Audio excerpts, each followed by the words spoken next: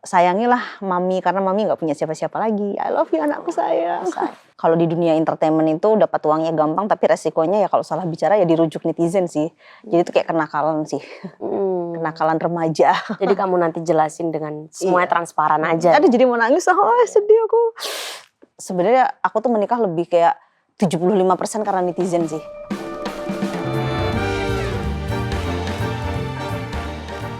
Halo, selamat datang di Dilan No Filter. Kali ini kita mengundang bintang tamu yang cukup kontroversial, Lina Mukherjee. Apa kabarnya Kak Lina? Baik. Aku tuh kemarin udah sempat mau ngajakin ke apartemen. Kita udah lama ya mau ketemu. Kamu kan senang seminarku itu yang kalau banyak berkorban ya, dia yang malah kalah kayak gitu kan? Iya. Ada kabar.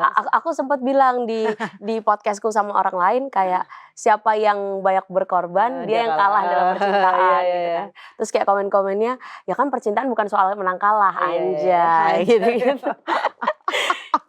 Gimana nih rasanya jadi new mom? Soalnya aku dengar kan baru aja lahiran ya?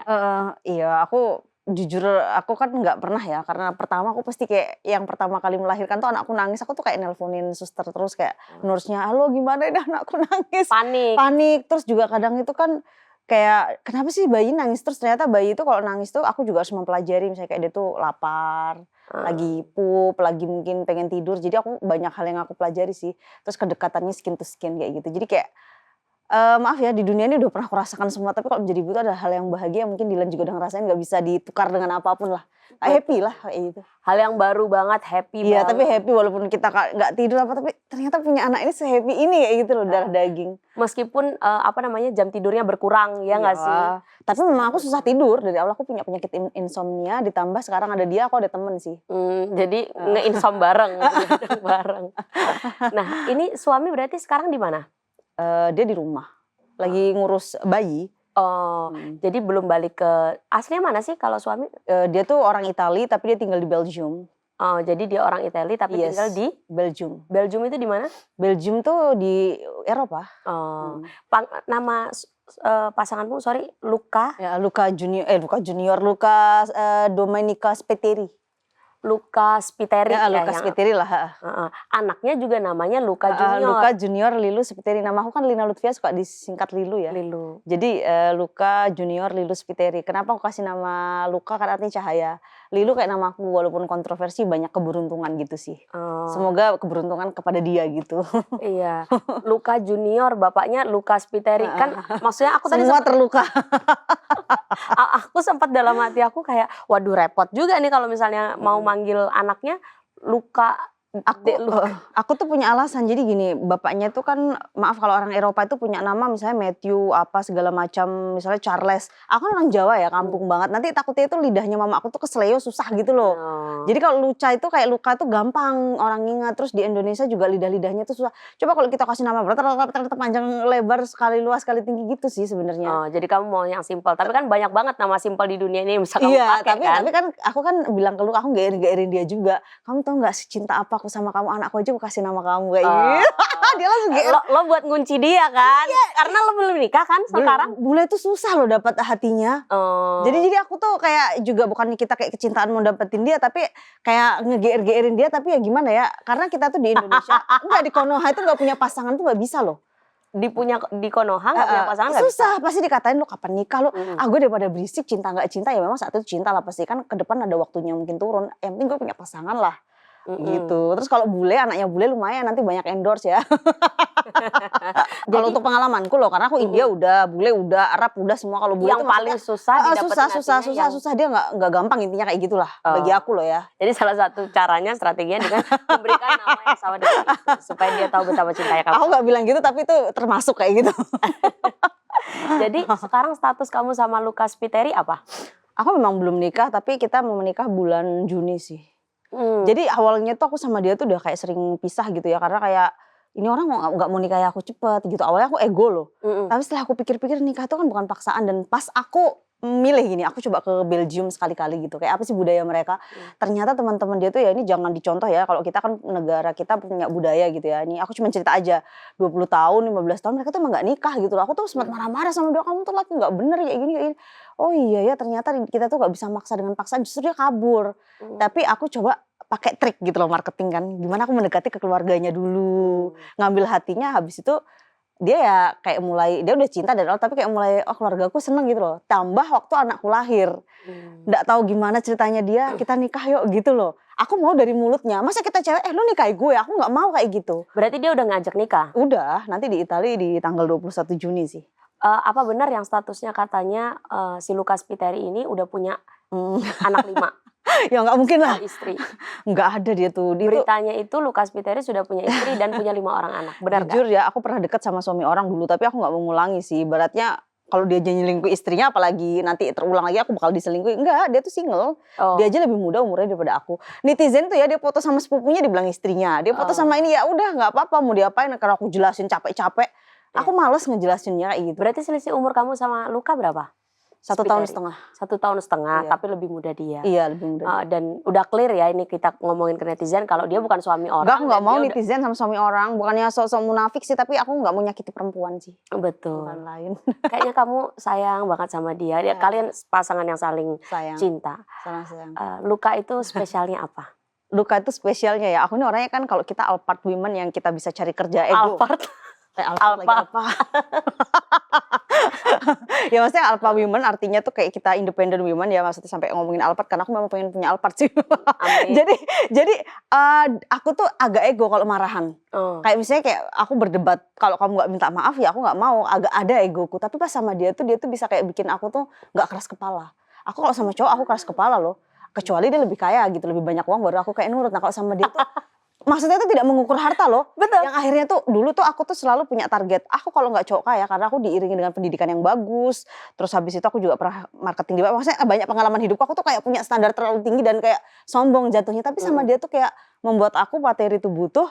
Tapi aku bisa kayak melupakan sesaat yang saat, ya bukan sesaat ya, tapi jadi kayak egonya tadi hilang aja gitu sih. Kayak misalnya dia tuh bisa bikin aku tuh nggak emosi banget. Aku kalau marah itu kan ngeri loh sama cowok. Kira-kira kenapa dia bisa bikin kamu kayak gitu? Karena apa dia ketika kamu diem dia lebih diem apa gimana? Nggak, jadi dari pertama ketemu tuh gini kan, nih cowok kok kayaknya kalem ya, aku kok seneng. Terus aku bilang ke dia gini, aku cuma di pantai mandi-mandian sama dia, aku pengen punya anak dari kamu kayak gitu. Terus ini awal mula ketemu? Aku pengen lo punya anak dari kamu. Dia langsung kayak gini, cewek baru ketemu langsung pengen punya anak. Tapi saat itu nggak pengen relation. Aku pengen punya anak, goodbye abis itu. Karena aku agak ada sih trauma sama cowok, jadi kayak pengen hidup sendiri gitu. Berarti intinya yang bikin dia spesial, yang bikin ego kamu turun itu adalah energi kekaleman dia ya? Kalem bagus gitu orangnya, nggak. Terus dia juga kayak bule itu biasanya punya style yang mungkin branded apa, dia tuh nggak, dia mau kayak di pasar-pasar yang murah-murah. Aku seneng sih karena kita juga harus bantu pedagang kaki lima di pasaran, dimana untuk pendidikan keluarga mereka juga gitu loh. Jadi aku senang sama dia sih. Dia sederhana atau memang nggak punya? Jujur aku tanya. Sebenarnya dibilang nggak punya, dia kalau kita lihat rumahnya, karena kalau di Eropa itu nggak bisa dibilang kayak, kecuali kalau Belgium ya khususnya nggak ada orang miskin malahan, jarang banget. Iya berarti tadi karena dia dibiayai negara, rumahnya dia juga besar, dia punya 2 rumah. Berarti memang standar hidup dia yang kayak mau ke pasar-pasar segala macam itu karena memang dia sederhana kan, bukan cuman dia pas nggak punya pilihan lain. Pas dia ketemu aku kebetulan dia nganggur. Tapi dibayar negaranya dia gitu, tapi memang nganggur. Jadi kalau secara uang ya mungkin aku lebih banyak lah gitu, karena aku kerja. Tapi intinya dia memang sederhana itu memang lifestyle-nya dia, meskipun dia ada dia nggak ada ya memang dia tuh orangnya sederhana. Iya betul. Nah itu yang bikin aku juga cinta, maksudnya kayak terus ya pastinya seksi ya cowok gitu kan. Karena aku dulu dapatnya kakek-kakek, kok ini ya perkasa bisa gendong aku gitu kan, walaupun beratku kayak gini. Jadi itu buat aku, wah berarti kalau aku sakit dia bisa gendong aku gitu loh. Berarti kamu tuh perempuan yang pengennya tuh punya cowok yang kayak gimana sih? Kita tuh nggak bisa loh hidup kayak misalnya nonton film, aku pengen dapat cowok kayak gini. Pasti di dalam tubuh cowok, di dalam diri cowok pasti ada yang kurang. Kalau keinginan aku ya aku pengennya dapatnya misalnya kayak artis Hollywood, misalnya kayak Brad Pitt ya kan. Jadi dari fisik tuh yang ganteng, seksi, brewok gitu ya? Iya, yang gagah perkasa, yang laki banget sih. Kalau kita berantem sama orang dia belain kayak gitu-gitu sih. Tapi ya aku lihat Luka, dia juga boxing apa ya laki banget. Tapi nggak tahu ya, cinta tuh nggak bisa kita ukur kayak aku mau yang gini-gini. Pokoknya aku ketemu dia aku seneng kayak gitu sih. Tapi kamu pengennya apa yang kamu cari, sifat cowok yang kayaknya ini udah bare minimum harus ada deh di seorang cowok? Yang paling penting sih dia family man. Family man, dia tuh kayak, dia tuh nggak pernah kalkulator ya, misalnya kayak ngurus anak kayak gimana. Dia tuh bisa mengerti kalau perempuan itu udah kerja, menyusui capek, tapi dia mau bantuin. Berarti sosok yang pengertian. Ya intinya pengertian sih kayak family gitu. man. Terus nurut sama orang tuanya. nurut sama kita tuh pasti ada batasan. Kok sama orang tua tuh kalau dia nyakitin kita aduin aja mamanya kan. Dia takut. Bibit bobot ya, kalau dia nurut orang tuanya pasti kemungkinan nurut sama ceweknya sih. Jadi kalau aku lihat kan ibunya sampai tua nggak cerai sama bapaknya ya. Maksudnya dari ukuran keluarga yang nggak mesti itu nggak menjamin, tapi aku lihat anaknya ini penurut. Dan salah satu yang menyentuh aku tuh ada bibitnya difabel. Nggak bisa ngapa-ngapain, jadi kayak dibawa ke kamar mandi atau apa dia mau mandiin. Aku tersentuh di situ. Nggak ada loh, nggak semua cowok mau mandikan. Kayak Betul. Kalau pendapat Lina soal cinta membutakan semuanya, gimana? tergantung. Aku kalau umurku masih 24 belasan tahun aku bisa gila sama cowok. Oh, kamu Aku bisa pernah hampir loh benar-benar loncat ke bucin. apartemen bucin kayak aku merasa diputusin. Hampir sih, tapi walaupun nggak melakukan kayak cinta tuh segala-galanya. Tapi kalau di usia yang kayak sekarang mungkin udah kayak capek kerja dan aku berpikir ternyata cinta pada diri sendiri tuh lebih penting sih. Jadi kamu sekarang lebih ke apa adanya dan realistis ya? Iya. Karena udah melewati hal-hal yang kayak menurut aku cinta yang paling penting itu bisa mencintai diri sendiri. Kalau kamu mencintai orang, kamu mau dapat apa dari orang itu? Cinta orang itu sampai apa yang kamu harapin? Berarti kamu pernah secinta itu, secinta buta itu ya sama Sering, cowok? aku sama cowok selalu kayak gitu, sama lah kayak Dilan bucin juga kan. Aku bucin. Tapi aku nggak buta. Aku bucin. Begitu dia Iya. sakitin kan aku tinggalin. Oh iya sama kalau kayak gitu, aku juga sebuta-butanya aku tinggalin kalau dia selingkuh. Tapi kalau sekarang udah nggak buta cinta ya. Walaupun netizen bilang ya sama bule tuh kayak cinta banget. Iya aku cinta banget, tapi aku tuh masih bisa logika gitu loh. Terukur kayak, gitu masih ya. bisa terukur dan itu untuk konten. Karena aku kan dapat dari FB Pro ya guys. Iya sumpah, ini aku nanti kita akan ke sana ya. Lina itu emang udah sepakat sama kontroversi. Hujatan udah banyak kamu terima. Pujian juga pasti banyak ya kan. Salah satu yang paling banyak yang menghujat itu karena kamu hamil di luar nikah. Iya. Dan kamu dengan entengnya, cerianya, dengan transparannya, kamu mengakui itu semua dan kayak ya udah omongin aja gitu kan. Sebenarnya apa sih yang membuat kamu sefrontal itu? Iya. Sebenarnya aku tuh bukan kayak pamer ini aib sih, tapi aku pikir walaupun aku ditutupi, misalnya aku pura-pura ya sama netizen, oh aku nikah siri gitu. Menurut aku bohong sama netizen bisa, tapi bohong sama Tuhan buat apa sih? Terus kayak misalnya pamer lu hamil, aku tuh umur 36 gitu loh, aku bisa punya anak, kayak aku seneng aja gitu. Dan memang mimpiku pengen punya anak bule, jadi kebahagiaan itu di luar aib yang kontroversi tadi terus aku cari attention publish ya enggak sih, tapi aku memang kayak seneng. Dan ini aku hamil, aku tidak mau menutupi ke orang, oh aku mau nikahi siri, aku pura-pura loginin dia untuk cari perhatian, aku nggak type kayak gitu. Aku kontroversi tapi aku jujur orangnya, ini apa adanya, makanya ada netizen komen walaupun banyak yang benci tapi aku suka Lina Mukherjee apa adanya gitu sih. Betul. Dan aku di sini tidak pernah membenarkan adanya hamil di luar nikah. Nggak boleh lah. Atau karena tidak ada hujatan yang setimpal atau itu kita sama sekali tidak benarkan ya. Cuma ini prinsipnya Lina itu kayaknya dia lebih berpegang pada apa adanya dan jujur aja gitu. Tapi aku sering loh bikin konten, kalian jangan hamil loh. Maksudnya hamil duluan maksud aku, karena gini, ya kalau tanggung jawab, gue bilang kalau nggak tanggung jawab masa kalian minta Pak RT aku kayak gitu. Jadi nggak semua laki-laki itu tanggung jawab. Kalau kabur, walaupun awalnya kita bilang aku bisa loh hidup sendiri, aku nggak butuh laki-laki, ternyata pas kita malam ya lagi nyusui itu butuh pasangan kita yang support loh. Nggak gampang loh ternyata ngurusin anak itu, mentalitinya tuh lebih besar daripada kita kayak hidup di media sosial, berat loh. Iya. Terus anak juga bakal nanya mana bapakku, jadi nggak bisa lagi main-main. Aku kan dulu kan nggak ngerti, pikirku aku hamil aku mau hidupin sendiri, aku mampu, aku punya uang. Nggak bisa loh, seketika udah menjalani itu beda. Jadi aku penasaran nih sama awal mulanya ketemu sama si Luka ini gimana? Di pantai tadi lagi main-main, mandi. Terus aku pengen punya anak sama kamu gitu, langsung kenalan gitu. Asistenku tuh ngajakin ke pantai, apaan nih pantainya turun banget ke gunung, aku udah pernah ini. Oh aku maki-maki asistenku habis-habisan. Habis itu ada bule, tapi bulenya nyamperin aku duluan sih. Si Luka ini? Iya. Wah kataku aku harus menggatal, karena aku mikir kalau aku nggak menggatal, memangnya gue secantik siapa? Harus laki-laki yang datengin terus. Ya walaupun selama ini banyak juga laki-laki yang mau duluan, cuman kan laki-laki mau duluan ini mau ngapain? Si bule ini, wah gue lihat mukanya ini boleh juga. Aku mau nggak? Tapi aku tuh nggak mau relation awalnya. Beneran mau anak aja sih. Jadi awalnya itu dia yang nyamperin kamu? Ya karena aku udah tahu body language-nya cowok. Kalau dia mau apa. Dari cara megang tangannya apa, ini aku udah tahu. Apalagi gaya bule kan. Nah terus pas aku udah jalan sama dia tuh aku pada hati jadinya. Kayak ngeliat dia tuh kan baik, bersih. Pokoknya aku jadi seneng. Terus aku langsung nembak dia gitu loh. Relationship yuk kita, dia nggak mau loh. Sampai 1 bulan itu pokoknya kita berantem atau sempat pisah. Karena dia tuh gak bisa relation. Relation tuh kalau di sana udah kayak menikah. Jadi dia harus know each other kayak gitu. Have to know each other gitu sih. Harus tahu kenal lebih dulu. Iya gitu ngambil ya. hatinya susah intinya. Benar-benar. Perbedaan apa sih yang paling kamu rasakan ketika Luka udah hadir di hidup kamu? Luka junior. Oh, Luka junior. Oh, perbedaannya aku tuh kayak kalau mau bersikap agak ada hati-hati.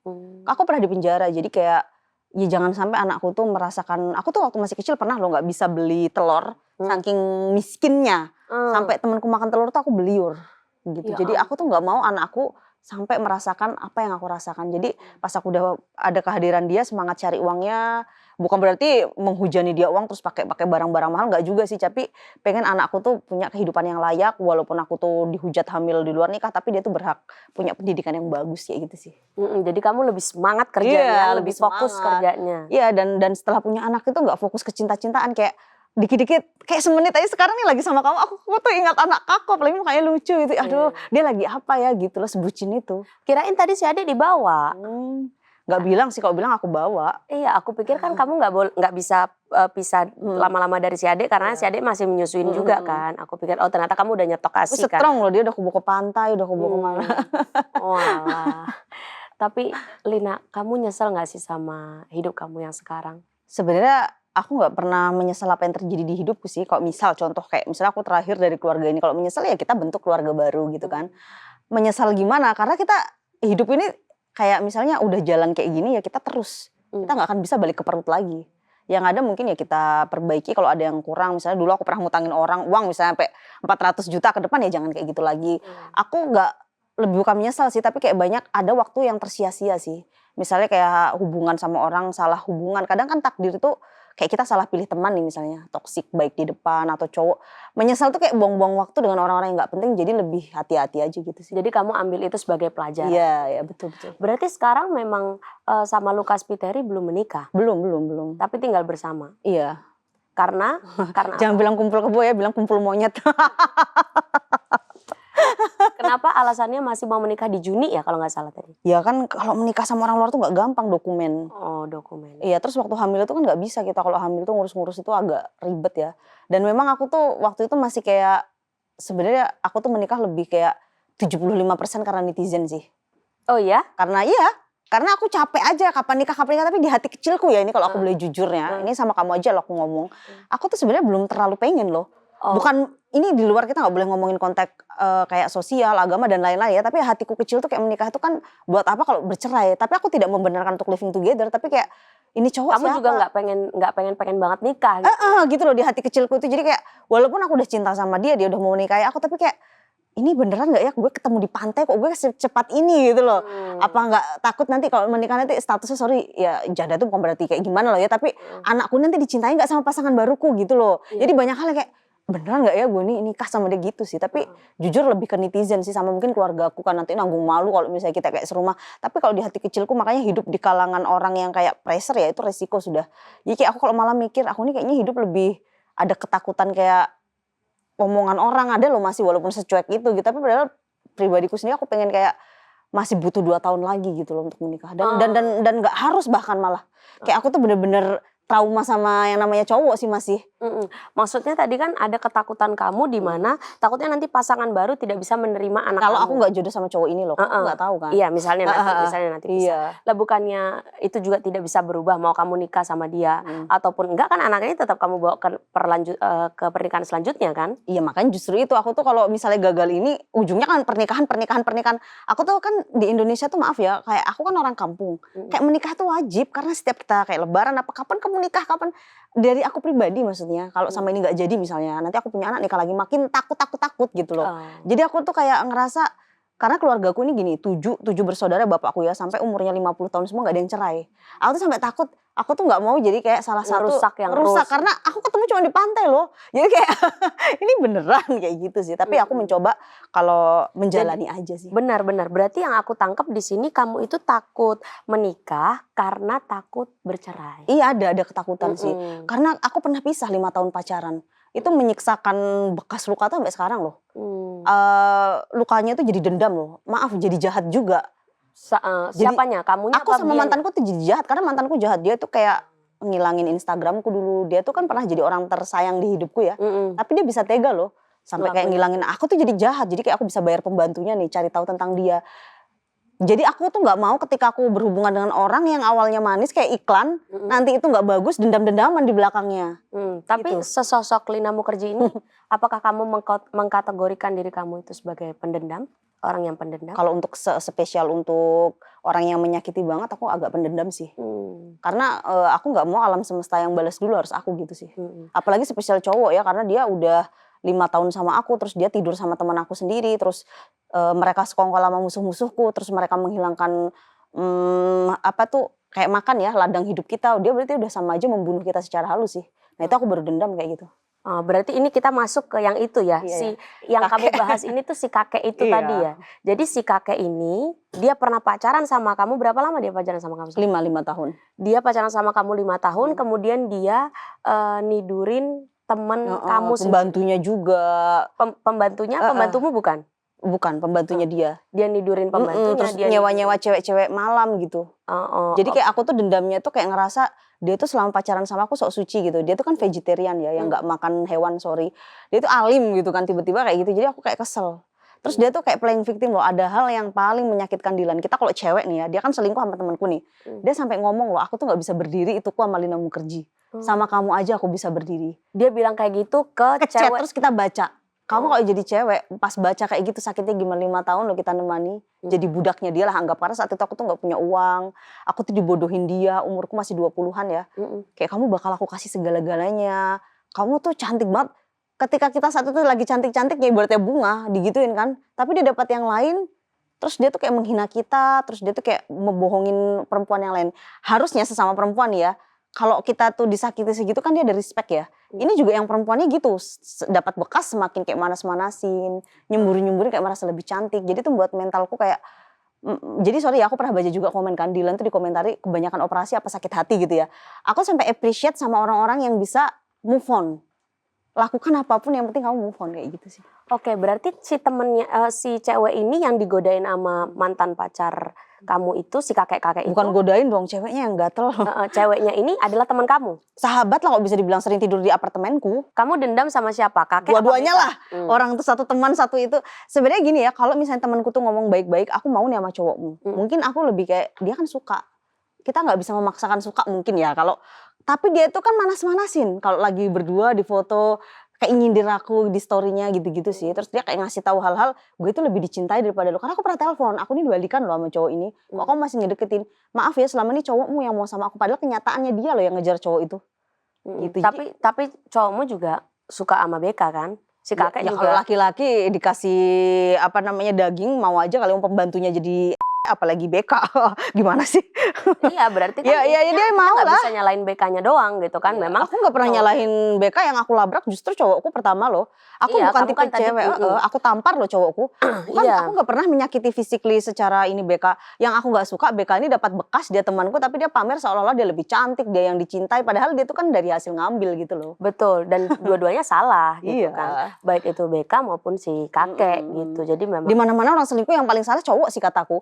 Kalau memang dia bisa menghindar, dia menghindar. Pada faktanya pembantu digituin. Terus cewek malam, aku lebih menyalahkan cowok sih. Walaupun si BK ini teman aku. Cuman kan BK ini salah karena aku udah balikan nih. Tapi dia masih ganggu lagi. Berarti dia emang niat kan. Betul. Gitu. Tapi kan dia bilang, iya yang godain cowok kamu gitu kan. Iya. Ya, memang itu udah sama-sama. Sama. Makanya aku bilang, aku kesel intinya pokoknya. Iya benar. Ketika kita digigit ular, yang tahu perasaannya itu aku. Kayak Dilan kan cerita kayak cowok Musafno apalah segala macam. Netizen kan bilang lu bahas suami lo. Yang tahu kan Dilan sakitnya gimana. Sama lah kayak aku. Hanya aku yang merasakan, gak cuman itu. Waktu itu dia bilang kalau kamu jadi pacarku, aku beliin rumah, mobil katanya. Aku gak pernah dikasih apa-apa loh. Sekali-kalinya dia ngutangin aku uang 200 juta waktu corona. Ini kalau kamu gak bisa bayar gak apa-apa, karena selama ini kamu hidup lama sama aku gak dapat apa-apa. Tapi bilang ke orang, Lina Mukherjee itu utang sama aku 200 juta gak bisa bayar. Aku akhirnya diteror semua musuh-musuhku. Ini miskin ini itu. Dia kan udah selingkuh, tapi dia buka aib kita di musuh-musuh kita. Harga diri kita di mana coba? Betul. Nah, tadi kamu bilang kamu gak dapat apa-apa selama 5 tahun. Iya kalau secara harta. Jadi apa dong? Kan kamu tadi mau pacaran sama dia karena dia membiayai semuanya. Iya. Tapi ternyata karena dia mulut manis. Karena pas umur 20 tuh kamu mungkin, tapi dia membawa aku ke Maldives, misalnya 50 juta, niketin aku ke India. Aku nggak bisa di titik ini juga tanpa duit dia lah, walaupun dia nggak seroyal itu gitu loh. Tapi maksudnya aku masih dapat lah kayak ke India ketemu artis-artis Bollywood kan dia ada sokong karir lah. Tapi kan nggak sesuai mulut manis dia, kayak lu gue beliin mobil, apartemen kan enggak. Tapi aku kan jadi budaknya dia banget. Sorry, aku sampai tulis story loh. Gimana dia memperlakukan aku di ranjang. Aku tuh mesti kayak ngejilatin semua badannya dia loh waktu aku masih umur muda. Jadi dia tuh jahat banget secara seksual, makanya aku tuh kesel. Dan gak gitu aja, pas aku tuh kok pernah masuk rumahnya gak sengaja, ada pembantu, dia gak cerita ada pembantu baru. Pembantu tuh ngeliat aku langsung marah, langsung minggat. Kenapa pembantu dimarah ada aku? Diceritain, ya itu juga sama si kakek itu. Jadi aku makin kesel, lu kayaknya monyet juga bisa lu kayak gitu loh. Jadi kekesalan aku tuh, aku hidup itu aku bodoh gak dapat apa aku jadi budaknya dia tuh play victim. Dia tuh kok cerita tuh pintar memutarbalikan fakta gitu loh. Kayak ke guru BK misalnya, oh si Lina ini menghabiskan duitku begini-begini. Nanti dia cerita ke aku, guru BK tuh ngejar-ngejar aku gak suka sama dia, badannya gatel-gatel, mukanya jelek, tapi diajak tidur juga, kan kesel. Pembantu dia sama yang ceritanya kayak Maya, aku lihat Dilan, ini sama cocok lah satu circle. Iya, kesel loh, masa pembantunya dia harga diri kita di mana coba, digituin, ya ampun, udah kita jadi budak nggak dapat apa-apa, kita dijelek-jelekin. Baru si cewek yang ngedapetin bekas kita sok kecantikan pula. Kan kesel banget aku. Iya. Seru banget ngobrol sama Lina Mukherjee, tapi sebelumnya aku ada rekomendasi snack yang biasanya dimakan cocok banget pas nonton Dilan No Filter. Kita harus makan Dilan Matcha Crunchy Caramel. Mana sayang Q, aku udah waktunya nyenek ini. Ya, mau juga dong. Bener lapar bumil. Nyam. Bumil busui. Busui. Iya, yang manis ya? Iya. Ini rasanya namanya Dilan loh guys, namanya dia. Betul. Wow. Aku mau ingetin lagi nih, kalau misalnya kamu bingung nyari cemilan yang sat-sat anti ribet, ini pasti bisa jadi solusi ya.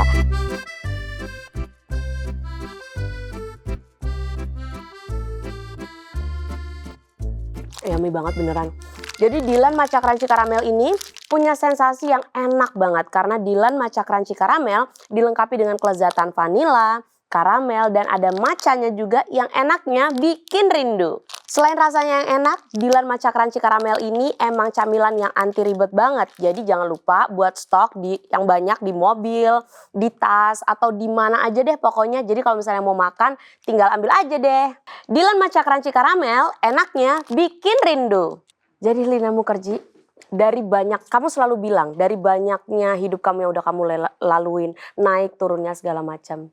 Kalau boleh aku tahu, apa sih titik terendah dari seorang Lina Mukherjee? Titik terendah itu pas aku di penjara juga itu titik terendah. Bangkrut juga titik terendah. Kayaknya banyak titik terendah ya.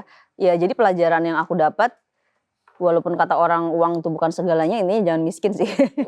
Karena kalau miskin kayaknya nyamuk juga gak mau deket. Jadi kayak dulu di luar kan aku royal banget loh sama orang, tapi pas di penjara kayak ngedapetin 100.000 tuh susah.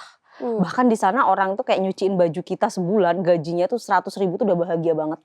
Sampai nggak bisa beli softtek. Jadi kayak aku lebih bersyukur, dan pokoknya intinya jangan miskin, jaga kesehatan itu sih. Betul. Jadi titik terendah kamu tadi kamu mention 2 kali, ada yang pada waktu bangkrut dan pada waktu masuk penjara. Iya. Yang waktu bangkrut dulu dong kita bahas, kamu tuh kapan pernah bangkrut? Nggak, dulu tuh aku tuh jaya banget loh, jadi bolak-balik ke India zaman belum, ini kan zaman masih Instagram banget kan saat itu.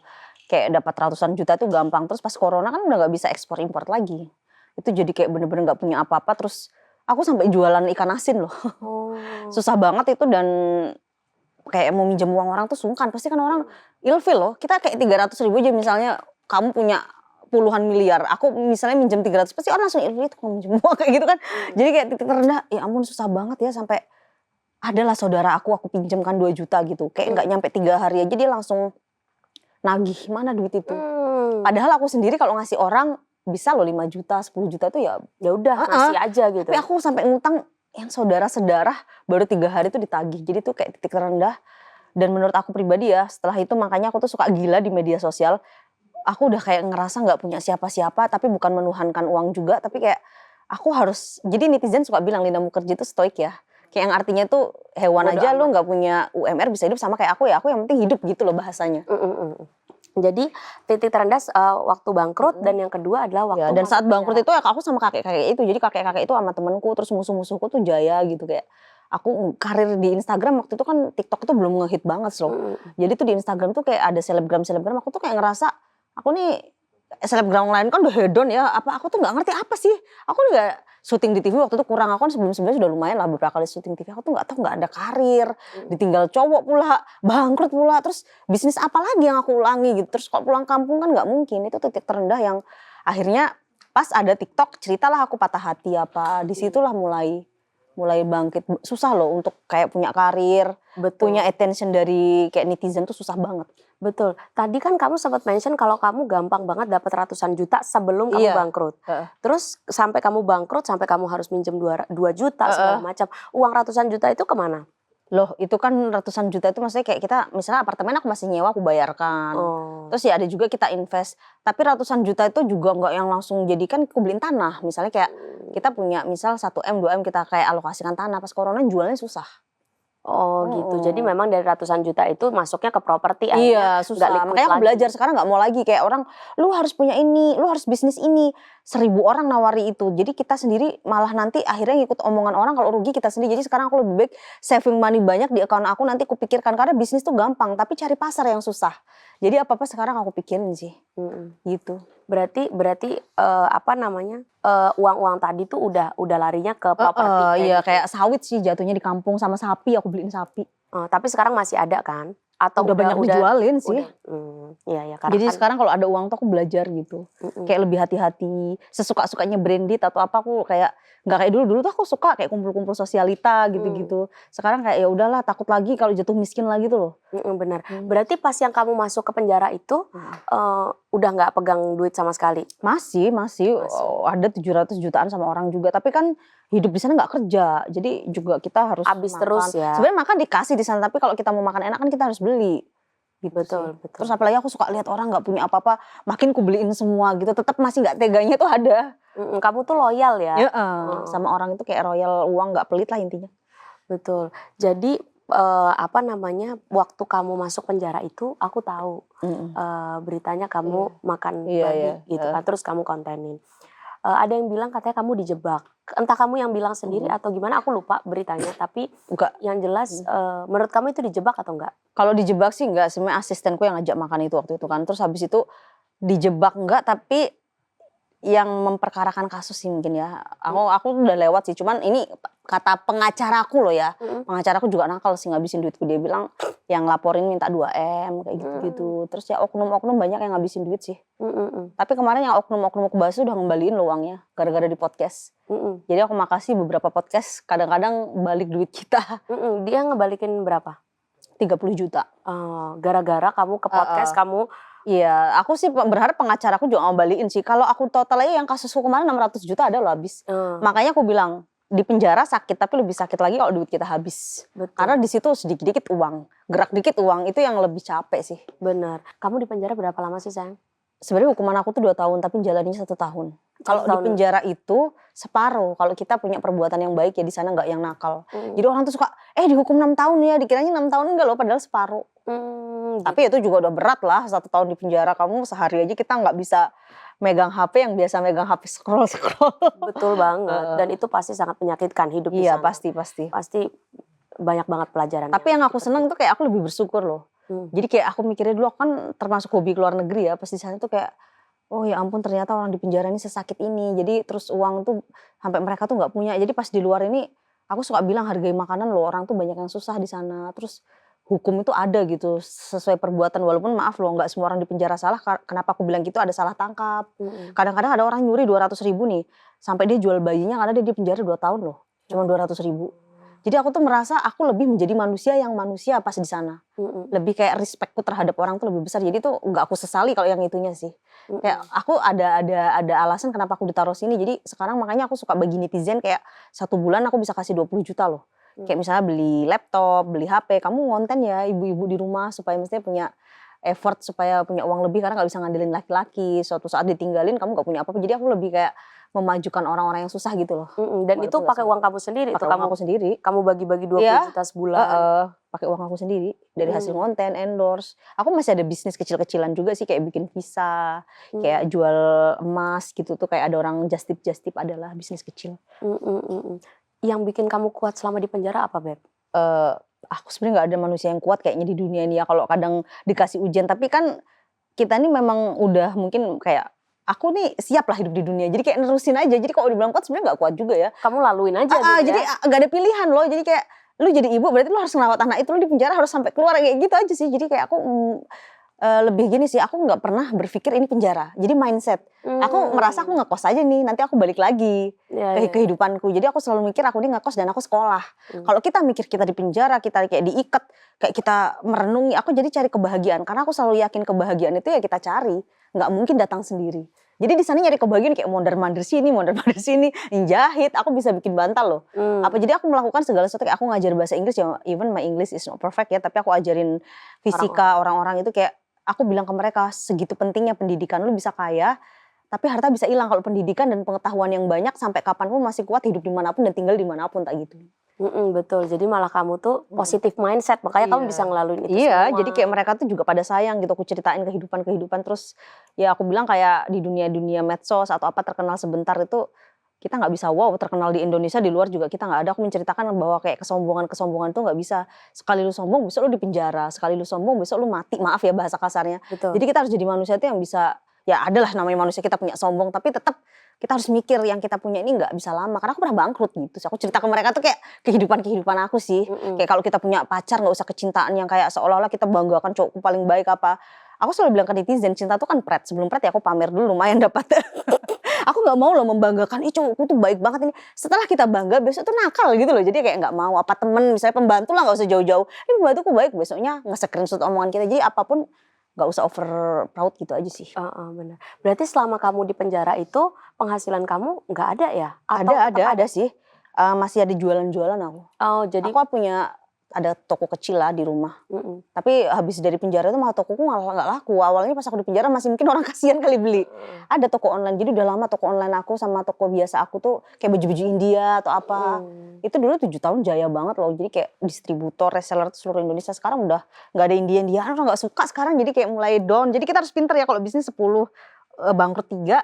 Kita cari yang lain kayak gitu. Betul, tapi intinya kamu tetap ada penghasilan selama kamu di penjara. Iya, ada. Sedikit-dikit lah. Kamu udah ngalamin. Sama sawit tadi ada kan, dikit-dikit. Benar. Sawit itu masih ada ya sampai sekarang? Dikelola orang tua aku sih. Oh nice, karena kamu orang Kalimantan. Sawit semua di sana. Lina, kamu udah melalui banyak banget cobaan hidup, berbagai macam, kayaknya variatif banget. Udah cobaannya udah berbagai macam, kamu udah bisa laluin. Iya. Pasti banyak banget orang yang datang kembali. Ada nggak yang terus bertahan di saat kamu terpuruk banget? Siapa yang tidak pernah meninggalkan kamu? Aku terima kasih untuk Firman, orangnya ada di sini, mana dia? Oh, ya? Udah 10 tahun dia ikut aku kerja sama aku. Jadi dari karirnya kayak masuk TV yang masih ecek-ecek, dari uang mungkin dibayar 300.000, endorse aja masih dibayar 200.000 loh. Zaman-zaman FB apa Instagram tuh dia masih ada sampai sekarang sih. Ya walaupun dia pernah berkhianat lah, misalnya kayak nemuin musuhku minta uang rokok. Tapi dia adalah orang yang stay sama aku sampai saat ini sih. Ya aku bangga gitu. Karena aku terkenal dibantu dia nulis-nulis beritaku ke, kayak misalnya gini, dia kan penulis berita nih, kebetulan si Firman, dia tuh tulis-tulis beritaku loh. Sampai akhirnya TV tertarik atau apa. Jadi dulu tuh nggak ada, dikenal biasa aja. Jadi dia bantuin karir aku banget sih. Makanya kalau aku marah sama dia sampai kuusir, karena aku juga ingat tanpa dia aku nggak terkenal gitu. Tapi di sisi lain ini matre banget ya gitu. Emang dia matre? Matre lah, minta iPhone aja yang 17 Pro Max. Jadi Firman ini apa? Apanya kamu? Sebenarnya aku nggak pernah nganggap dia asisten, tapi ya maksudnya karena dia kerja di rumahku ya aku bilangnya asisten. Tapi kalau di hatiku kecil dia tuh udah kayak keluarga sih. Bahkan lebih dari keluarga gitu. Kayak kakak lah ya? Iya. Gitu, kayak abang-abang. Bahkan kita udah kayak sehotel kemana-mana tuh udah bener-bener kayak kakak kandung gitu. Ada yang bilang katanya kamu deket banget sama Lucinta Luna. Katanya dia tuh tidak pernah meninggalkan kamu gitu. Iya sih, baik. Seberapa besarnya Lucinta Luna buat kamu? Seberapa berartinya Lucinta Luna buat kamu? Berarti banget sih bagi aku, karena juga teman gosip. Oh, teman gosip. Enggak, karena di zaman-zaman dulu belum banyak orang ngetop di media sosial tuh, dia tuh kan udah yang ibaratnya kalau bahasa kita apa ya? Buyutnya selebgram. Aku senangnya itu dia tuh support gitu loh. Kayak view gitu apa segala macam, ya bagus. Kedekatannya yang bikin mental ya, karena pernah di penjara juga dia, dan dia pernah dijebak orang, jadi dia kayak ngasih tahu aku, lu tuh hati-hati sama orang, banyak hal yang aku sayang dari dia sih. Terus dia tuh kayak nggak munafik ya, kalau dia tuh operasi apa, dia tuh jujur. Aku seneng dengan orang yang jujur. Ya gue operasi begini ya, aku seneng lu menemukan kebahagiaan lu dengan cara lu sih. Apa adanya gitu lah. Iya, terus aku juga seneng ini pas di podcast Dinar Candy tuh Oh iya, itu salah satu orang yang transferin aku uang terus selama di penjara. Oh iya? Kadang aku suka sedih loh kalau dia dikatain pelakor, dikatain cewek simpanan. Tapi aku kan ngeliat dari kebaikan dia ya. Jarang loh orang mau nyelamatin nyawa kayak, kamu udah makan belum? 500.000, 1 juta dikasihnya terus loh. Padahal yang ibaratnya keluarga aku aja banyak yang cuek gitu. Tapi dia tuh gak ninggalin aku loh. Sampai aku keluar tuh suka masih transfer 10 juta, 5 juta tuh kayak gampang banget ditransfer ke aku. Jadi ya buat Dinar Candy tuh aku utang budi banget loh sama kamu. Ya Allah. I love you. Oh, malah disebut lagi yang baru. Jadi kamu banyak ya teman-teman yang gak ninggalin kamu di saat terpuruk gitu ya. Banyak yang sayang sama Lina. Kayak Anissa Bahar yang artis Kawakan itu juga dia, Saipul Jamil juga sering kayak besukin aku di penjara. Bang Ipul juga aku ingat banget banyak. Ya mungkin gak bisa disebutin ya, lupa kadang kalau di podcast ya. Iya.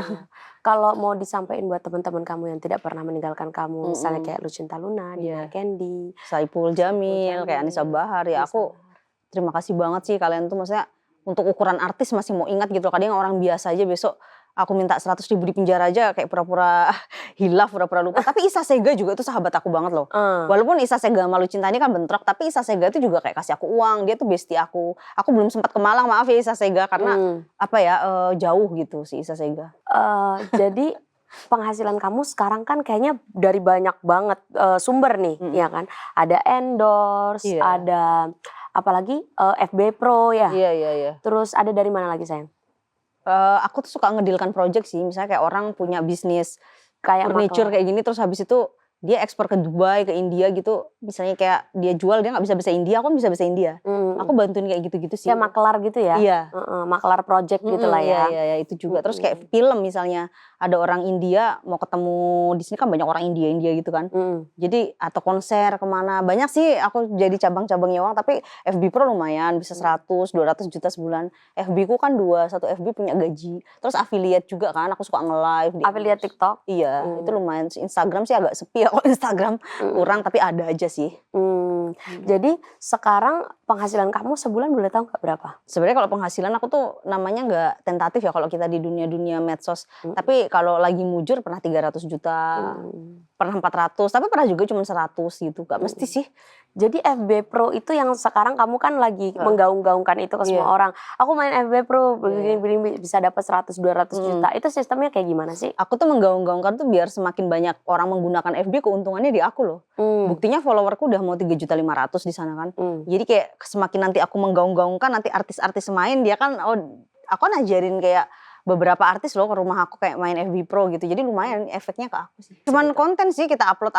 Dia tuh kayak ibaratnya penduduk desa, kita tuh cuman kasih konten, mereka nonton. Aku gak capek. Kalau endorse kadang-kadang itu capeknya, kita kan suka dikasih dari mereka ya. Ini harus seperti ini, terus kadang view juga gitu loh. Kayak lebih PR loh, aduh capek juga. Apalagi kayak misalnya kita di BE.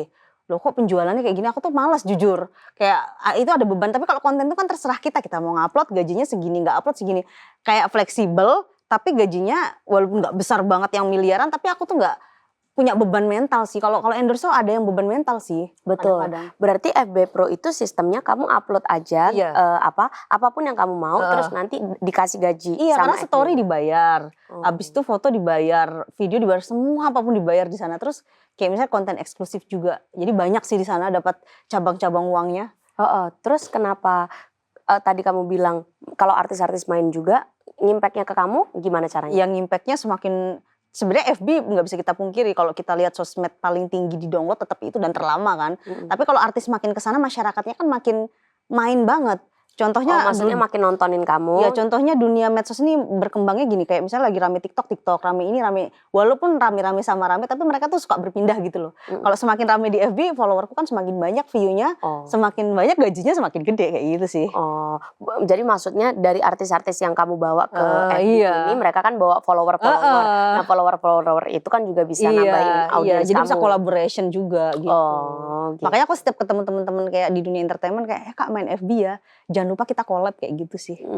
Jadi kayak menguntungkan satu sama lain, aku ajari dia dapat gaji, aku juga dapat follower, walaupun followerku udah besar sih nambah gitu view. Betul, makin gede. Makin gede. Jadi aku gak pernah sangka loh, karena dulu waktu akunku Instagram 100.000 zaman 5 tahun yang lalu hilang tuh kayak aku ngerasa the end of the world, kayak dunia aku habis. Ternyata kalau kita mau menggali potensi kita, aku walaupun cuma 3.500.000 itu kalau dijadikan penduduk itu kan banyak juga Banyak ya. banget. Apalagi view di sana 40 juta, 50 juta, 60 juta, lumayan juga ya. Kayak aku ngerasa seneng banget loh, segitu aja aku udah happy loh. Ya itu kan views gede banget. Iya. Itu 40 juta, 50 juta di TikTok di mana harus bayar ratusan juta buat dapat views segitu. Di TikTok juga pernah sih, tapi nggak sebesar FB, tapi ada. Tapi harus tete-tetean kalau di TikTok. Harus yang jadi dugong dulu baru 50 juta atau apa. Jadi kayak males kadang kalau di FB ngomong atau apa penontonnya kan, karena gini, TikTok itu sistem FYP, ditonton berapa orang nanti dikalikan berapa. Jadi FYP itu bisa tapi nggak kayak FB. Kalau FB kan lu follow tetap muncul di beranda tanpa FYP. Beda jadi kayak sistemnya. Jadi kayak FB lebih mudah. Kalau TikTok itu harus cari sesuatu yang memancing view penonton. Aku kan teknik-tekniknya udah tahu juga, udah lama main TikTok juga kan. Agak lumayan ribet sih kalau TikTok. Walaupun kita akan selalu FYP untuk puluhan juta itu agak ada tekniknya gitu sih. Betul. Dan kalau di TikTok kan nggak digaji ya, Say. Iya. Jadi emang paling cuma endorse, tapi endorse itu kan tentatif juga, nggak rame mulu. Biasanya sih kalau kita lagi viral rame. Berarti nggak mungkin viral terus. Betul. Berarti penghasilan paling gede dari FB Pro tuh pernah sampai 400 juta. Pernah. Jadi luar biasa banget. Luar biasa sih. Ini kasih tahu juga buat temen-temen yang nonton, ada nggak sih tips and triknya supaya bisa main FB Pro biar pada berpenghasilan juga? Sebenarnya kalau tipsnya kita tuh harus konsisten dan kita harus sesuai passion kesukaan kita. Misalnya kayak aku sukanya kan tentang India, Bollywood gitu ya. Kita harus konsisten tapi supaya orang nggak bosen, kita traveling atau jadi intinya kita harus sesuai kesukaan. Nggak bisa kita nanya, Kak aku konten apa, karena yang bertanggung jawab untuk kontenmu selama-lama konten kamu tuh ya kamu sendiri. Jadi sesuai hobi. Jadi walaupun aku kasih kayak gini, aku bukan menggiurkan kayak orang gue miliaran gini, enggak. Tapi ada juga masa-masa kadang FB kita kena gangguan nih, misalnya kita salah pelanggaran. Jadi kalau lu kerja kantor jangan ditinggalin, tetap aja konten, jadi punya double gaji gitu. Jangan mentang-mentang dapat segini terus lupa gitu, karena kayak gitu tuh tergantung kita konten enggak, dan konten tuh kadang disukai orang dan enggak juga. Tergantung pinter kita mengelola. Kayak masak tempe itu ada yang digoreng, ada yang digigit supaya nggak bosan. Gimana sih satu tempe itu? Sama lah kayak konten supaya orang nggak bosan tuh gimana, itu yang paling susah, dan mempertahankan yang paling susah. Betul. Jadi yang penting lakuin sesuai dengan passionnya kalian ya, supaya bisa bercuan kayak Lina Mukherjee. Gitu. Kalau affiliate TikTok, kamu juga main? Aku main tapi kayaknya aku kalah deh sama affiliate lain, karena aku tuh nggak kuat kayak nge-live lama. Aku pernah lihat Dilan tuh sampai seharian ya. Aku kayak 2 jam udah capek gitu loh. Karena aku apalagi aku ngeliat yang beli, ya ampun udah capek-capek ngomong, mana masyarakat TikTok ini suka beli yang murah banget barangnya. Apalagi yang endorse aku ini harganya 300 lebih, 400. Aku tuh jadi kayak utang budi sama yang endorse, udah dia bayar mahal, yang beli kok baru 50, kok baru 100. Aku jadi insecure sih. Jadi aku tuh punya PR ke yang endorse. Dia bayar aku mahal harganya, tapi yang produknya dia 300, 400 kayak gitu. Jadi kayak aku pas nggak laku, aku ngerasa kayak insecure gitu loh. Berarti kamu tuh bertanggung jawab banget ya? Iya, aku nggak mau makan uang, lu gue bayar endorse tapi yang beli mana? Aku tuh nggak enak makan uang itunya loh. Takutnya tuh jadi di perutku ini kurang kayak, aku nih ada utang budi. Aku takut banget sumpah. Karena aku pernah di penjara, jadi makanya tanggung jawabku besar di situ. Aku nggak mau kayak orang di endorse gaya-gaya besoknya kemana. Tapi ada yang ngerasa sakit hati masyarakat kecil, gue endorse lu tapi nggak ada kerjanya. Sakit hati batin orang itu dibalasnya tuh nanti loh. Benar. Aku pernah di penjara, jadi aku kayak sama orang itu kalau bisa aku menyenangkan yang endorse, sampai aku bilang ke dia, Mbak ini karena nggak laku penjualannya banyak, tak bikinin video. Aku supaya kamu nggak ngerasa rugi endorse aku. Boleh tahu nggak harga endorse video TikToknya? Boleh, aku paling murah lah kok dibanding yang lain. Aku kalau kayak TikTok tuh dikasih 15 juta, 10 juta, 20 juta sih pernah. Tapi kalau live 10 juta, 8 juta per 1 jam. Nggak mahal sih, aku selalu bilang ke Firman jangan mahal-mahal loh. Karena kasihan siapa tahu masa segitu nggak mahal sih Beb? Ya kalau orang gaji 1 UMR aja 7 juta. Bukan, tapi kalau untuk ukuran udah lama di media sosial dibanding yang lain loh. Satu video 50 juta, 100 juta kadang fit. Kalau dibanding kita compare, kita jangan bilang UMR dong, aku kan lama di media sosial. Jadi kalau kita kayak pekerjaan kita loh maksudnya, kalau kayak kita yang udah di media sosial, pekerjaan kita kan mempromosikan. Untuk dibandingin kalau cinta ke lain kan mereka mahal-mahal loh fitnya. Kayak Lisa Marliana aja sekali live 40 juta. Aku bilang jangan mahal-mahal, maksudnya itu artinya supaya mereka tuh kayak nggak ngerasa sedih udah endorse kita gitu, biar kita repeat endorse lagi, sama-sama kayak hubungannya panjang gitu sih. Betul. Kita udah ngomongin tentang keluarga, masalah percintaan, terus pekerjaan. Dan semua ini tuh juntrungnya ke anak. Iya. Ya kan, kamu kerja, kamu jadi bertanggung jawab, kamu belajar ini itu segala macam, juntrungnya ke Luka Junior. Dan sekarang alhamdulillahnya Lina dari dulu pengen punya anak, alhamdulillah Aduh, ya udah dapat ampun. anak bule. Aku sampai mikir, apa aku mandul ya nggak punya anak gitu. Jadi kayak pas aku punya anak, dan mimpiku tuh punya anak bule loh. Betul. Mimpiku punya pacar India, punya anak tuh bule. Aku nggak mau kalau punya anak kayaknya harus bule gitu kok. Kenapa kamu pengen punya pacar India? Aku suka India banget kan. Lihat aja style-styleku tuh kayak India lah. Aku dikenal orang kan suka foto sama Shah Rukh Khan, Kajol gitu. Jadi aku suka banget India emang. Nah, mukanya tuh suka gitu ya. Suka banget, dan kayak aku pengen banget loh punya cowok kayak Salman Khan, kayak Shah Rukh Khan. Aku sampai ngimpi-ngimpi masih kecil. Sampai aku tuh rela ke Samarinda kemana-mana kan. Maksudnya belajar gitu. Jadi kayak aku tuh pengen banget punya pacar kayak Shah Rukh Khan. Tergila-gila loh, sampai ke Malaysia aku kejar Shah Rukh Khan.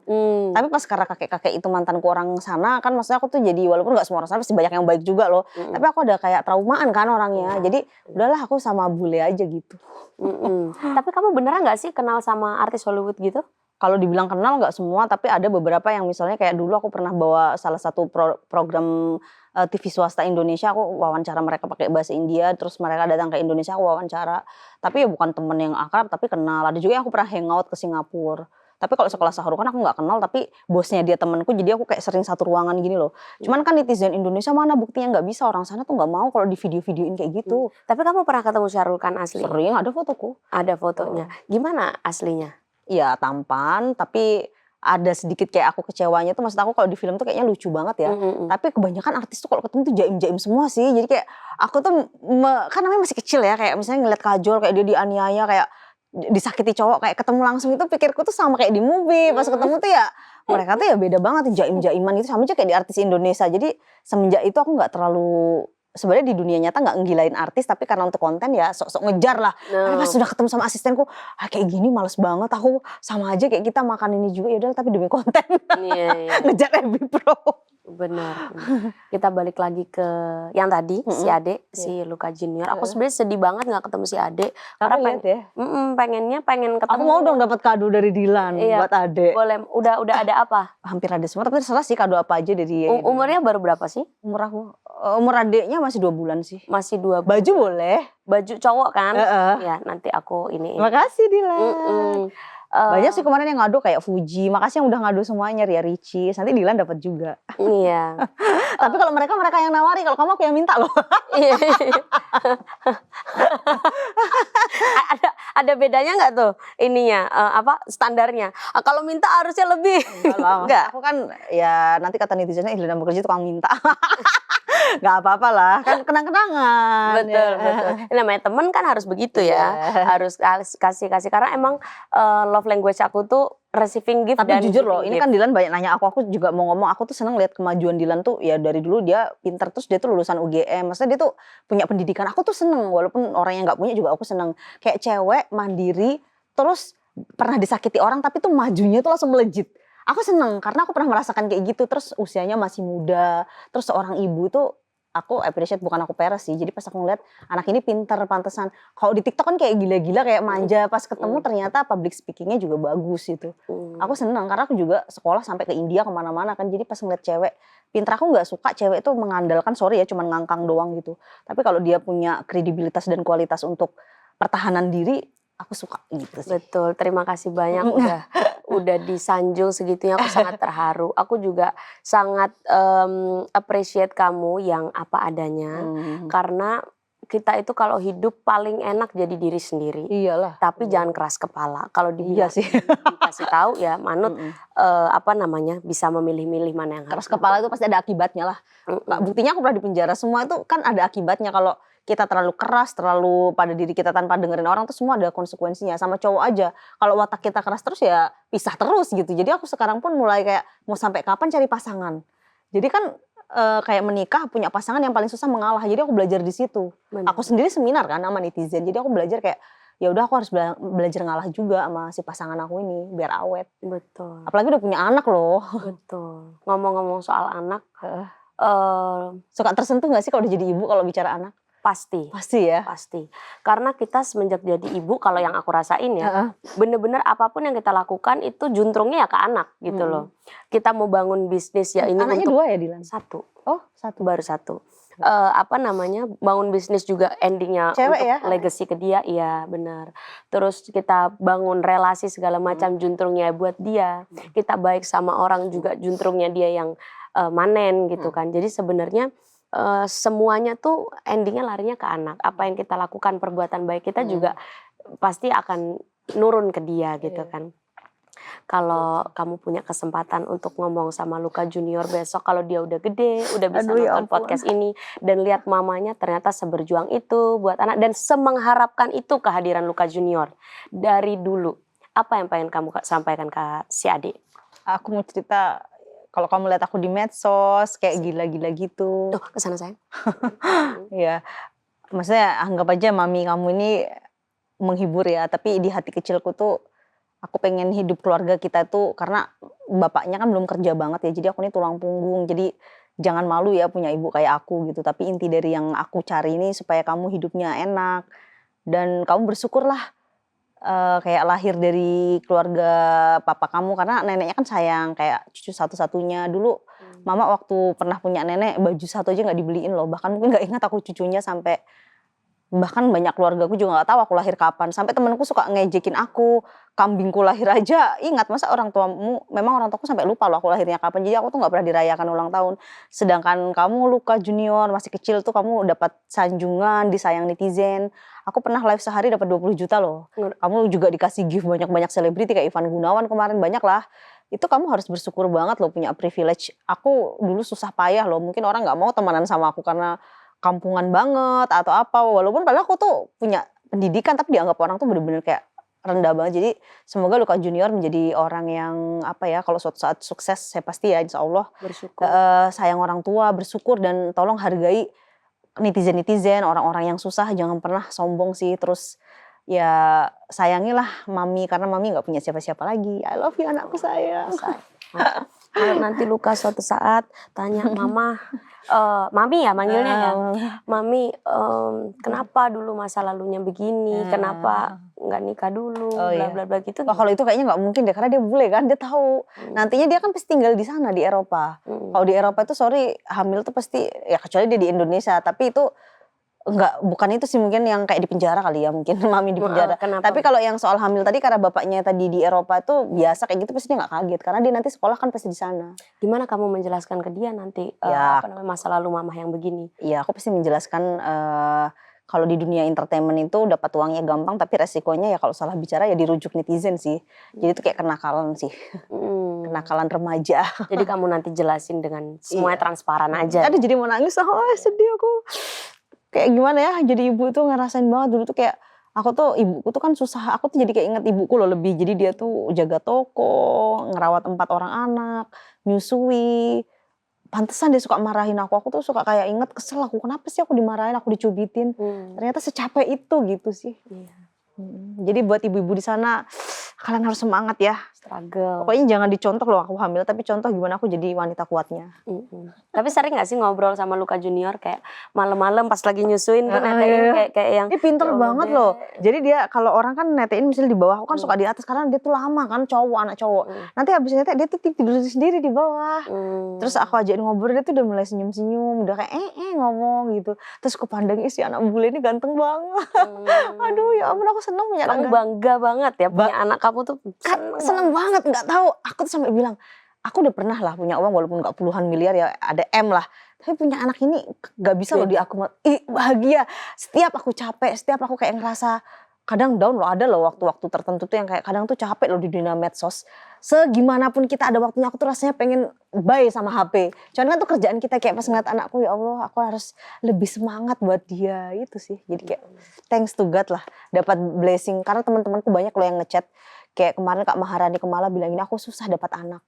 Kamu keren loh katanya, maksudnya sampai bayi tabung. Ya banyak lah yang kayak bersyukur gitu. Terima kasih banyak Lina Mukherjee sudah hadir di Dilan No Filter. Aku happy banget karena kita cerita banyak di sini dan kamu sosok perempuan yang apa adanya dan nggak dibuat-buat. Itu sih yang aku sangat appreciate itu. Semoga kita bisa ketemu lagi nanti main-main bareng ya Lina ya, sehat terus sayangku. Terima kasih juga buat teman-teman semuanya udah pada nonton Dilan No Filter karena di sini semua dibahas tanpa filter. See you next video guys, bye.